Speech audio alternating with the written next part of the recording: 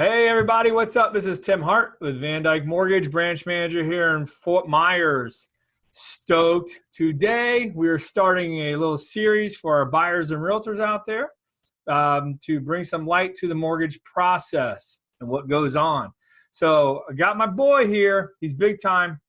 Production operations manager at VanDyk Mortgage, Rich Passanante. Rich, how you doing? Hey Tim, I'm great. How are you? Hi everybody. Merry Christmas, Happy New Year. Hey, you're so nice and polite already. Look at you. That's why you're so good at your job. So guys, Rich, he's heavily involved in VanDyk Mortgage, and we're going to start this off, this series. And Rich, what we want to do is we want to get into maybe the shadowy figures, and shadowy, and I don't mean in a bad way, but like the hidden figures behind the scenes of the mortgage process.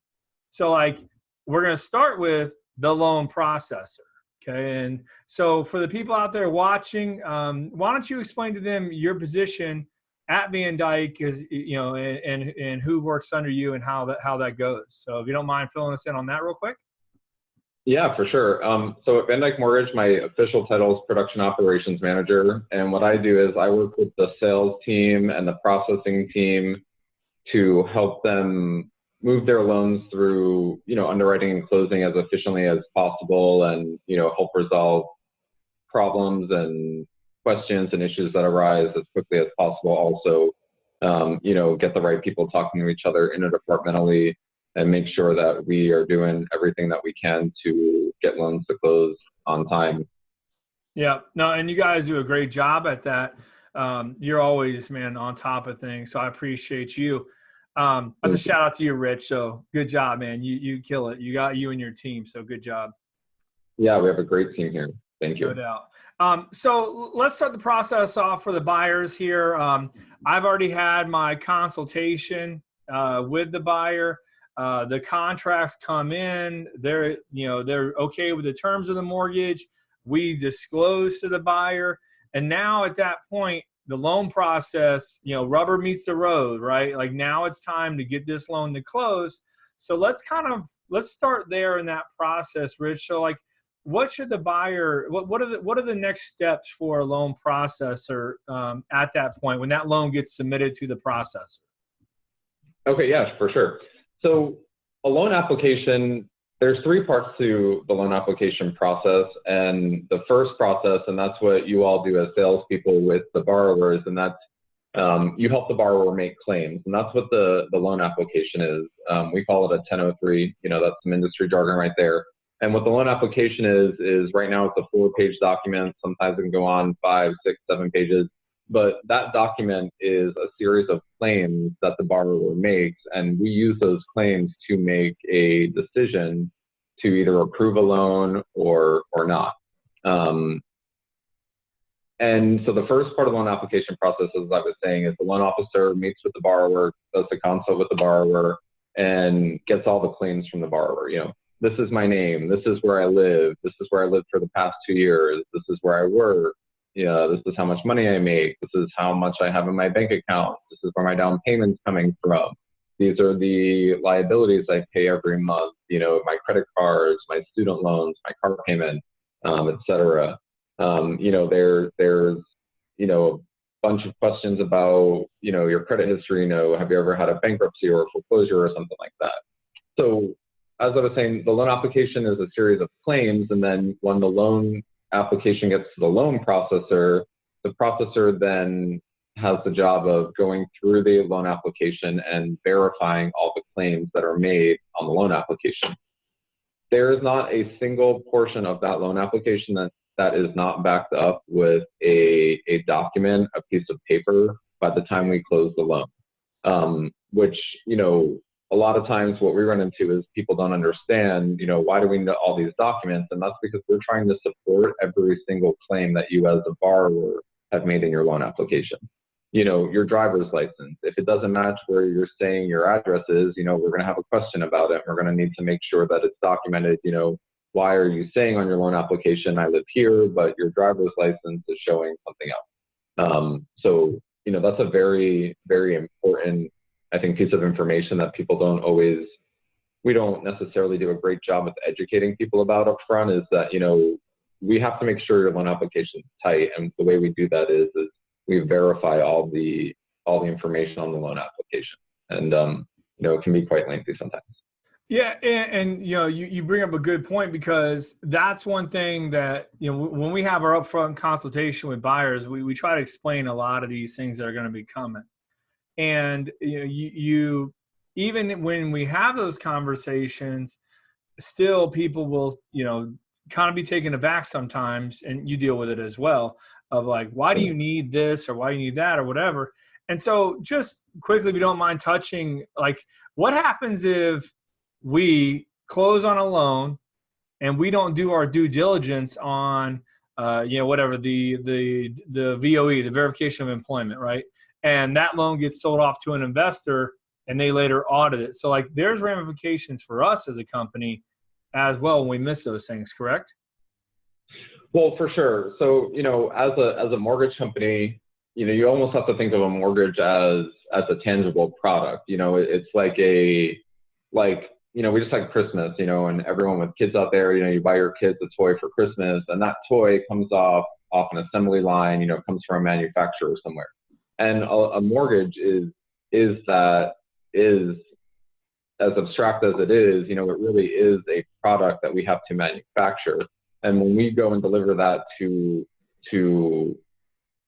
the people that purchase mortgages from us, we need to make sure that product is complete, that it's not broken or faulty, or, there's not something that would make that product not work. So that's where it comes in with the loan process is, we try to make sure that we get all of the documentation that we are going to need to make sure that mortgage is going to perform for the next 30 years. We want to make sure that we have a durable product that we're delivering to our end investors as well. Right. And so you guys, as the loan processor, your job is to verify everything on that loan application that's been inputted by us and the borrower, correct? Correct. So, right. So there's three parts of the loan process. There's making the claims, which is what the salespeople do. That's us as loan originators. Then there is the verification process, which loan originators and processors work on that together. And then there's the validation process, which that's where underwriting comes in. And that's what underwriters and processors work on, is making sure that every verification is then validated according to whatever agency is going to be backing that mortgage up, like Fannie Mae, Freddie Mac, FHA, Housing and Urban Development, HUD, the Veterans Administration if you're going to be getting a VA loan, or USDA if you're going to be applying for rural development.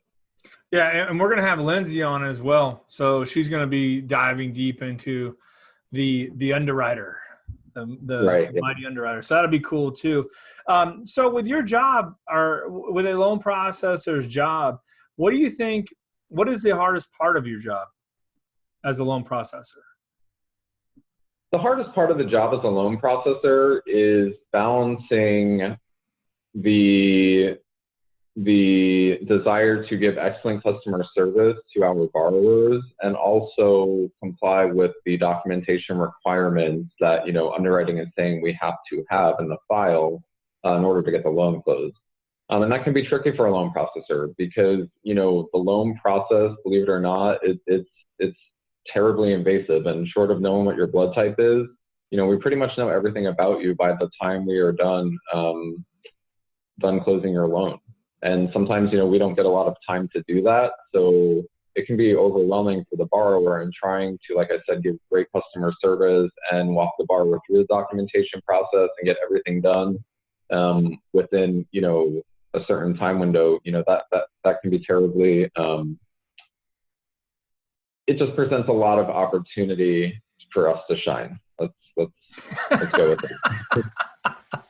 I love it. Yeah, dude, because, we talk all the time about, the people that go to buy a house, and it's like, hey, you're what are we, late December, right? We're filming this late December, and your closing date's late January.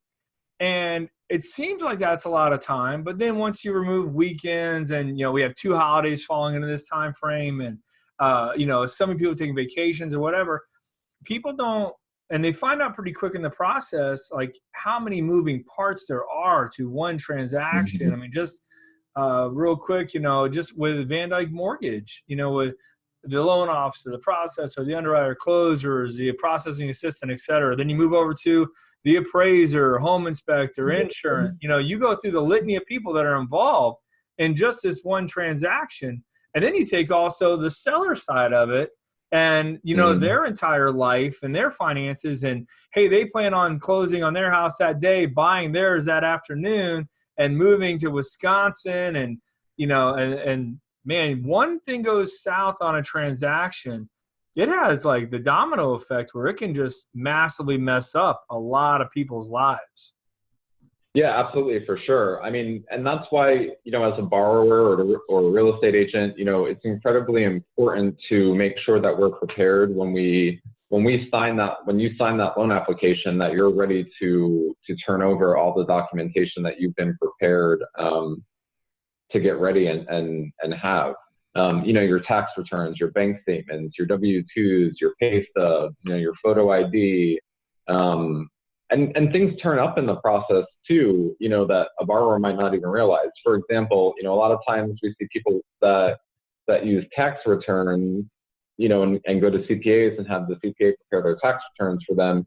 You go and you do that with your CPA, and you trust that your CPA is doing everything that comply with the IRS, and you sign your tax return, you file it with the IRS, you get your refund, or you pay your taxes, whatever. Then it comes time to get a mortgage, and we start reviewing your tax returns, and all of a sudden, we have all these questions that you didn't even know were going to come up. So it's just, you got to be on your toes, and I would just say, expect the unexpected, unfortunately, to some degree.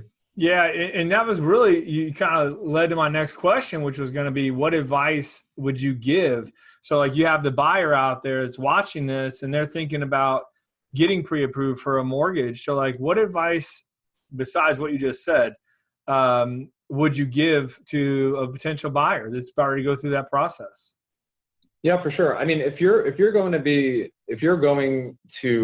shopping to buy a house, and you're talking to a mortgage broker or a loan originator, if you're talking to someone that's not asking you a lot of questions or isn't asking to pull your credit or to look at your documentation up front, just know that pre-approval is only as good as the information you may have provided and the questions that loan originator may have asked.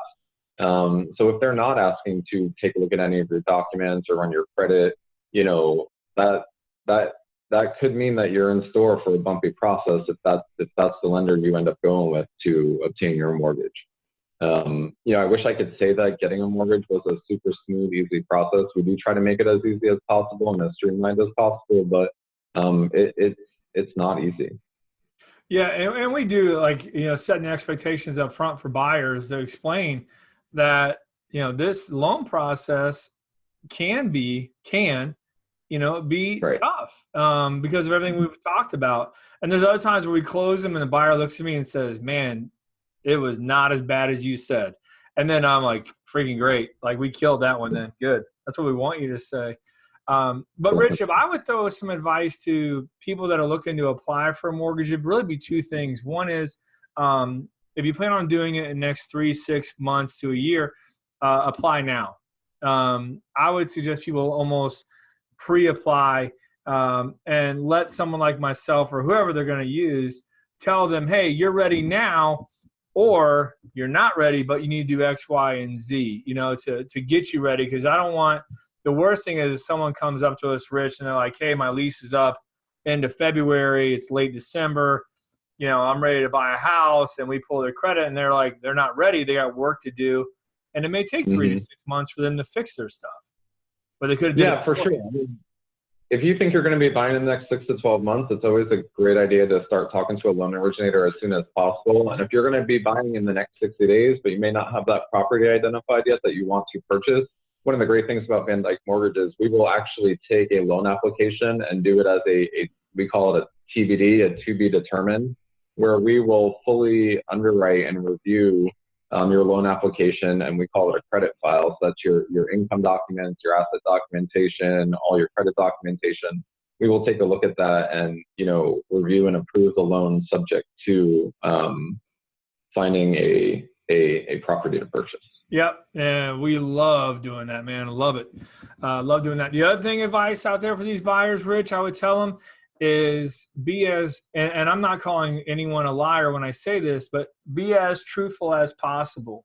You know, you think you have a problem or something may be a problem, bring it up to the loan officer. Make sure you tell them, because with technology anymore, and you know this, Rich, is that as a lender, there's so many public record searches and all these other programs we have that we're probably going to find that problem that they may think is a problem, and we could have addressed it in the beginning and not, you know, a week prior to closing when it shows up or something.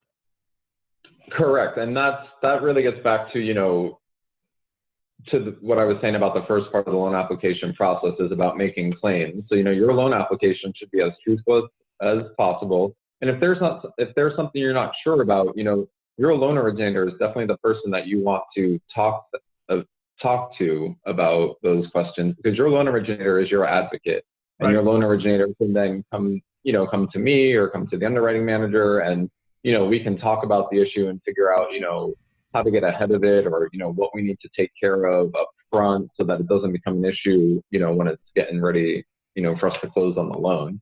And then another thing we're talking about, just about all the public record searches and everything we can do, or we have to do. The QC, the quality control element of the mortgage process, has only become more intense and more rigorous over the past decade, certainly. I started mortgages in about 2005, and the QC process now, compared to what it was like back then, is night and day different. I mean, just the technology was not available back then that it is now. And, you know, a lot of people don't know this, but mortgage fraud is like one of the top financial crimes, so to speak, that happen. And, you know, we have a lot of tools available to us to make sure that fraud isn't happening. And, you know, that's really where a lot of the questions about your documentation or your loan application come up. It's from that QC process. Yeah. And technology, you know, has made everything better and at times for us harder. Right. But this is technology that's available to every lender out there, and every lender out there uses this stuff. So it's across the board. In the conversation we're having, Rich, whether you go with VanDyk or not, or us, I mean, any lender you go through, this information is going to be good for them. Yep. Certainly. I mean, like I said, all the agencies, Fannie Mae, Freddie Mac, HUD, you know, for those FHA loans, they all require that this QC process happens, and that, you know, we use all the tools available to make sure that, you know, the application is 100% truthful. Gotcha. In addition to going to perform. What was that? In addition, I was saying that, you know, we have all these tools available. You know, these agencies require us to make sure that, in addition to the loan application, that it's going to perform, that you're going to be able to repay your loan. Right. You know, we need to make sure that the application is 100% truthful also. Yeah. Will you pay this loan back on time every month? Correct. Right. Yeah. Good stuff, Rich. You got anything else you want to add? Did we miss anything? You killed it. Thanks, Tim. Not really. I don't really have anything else to add, except, you know, if you're down in the Fort Myers area, you know, definitely give Tim Hart a call. He's an awesome guy, and we love working with him, and he never has any problems doing his loans. And if he does, we'll make sure they're taking care for him.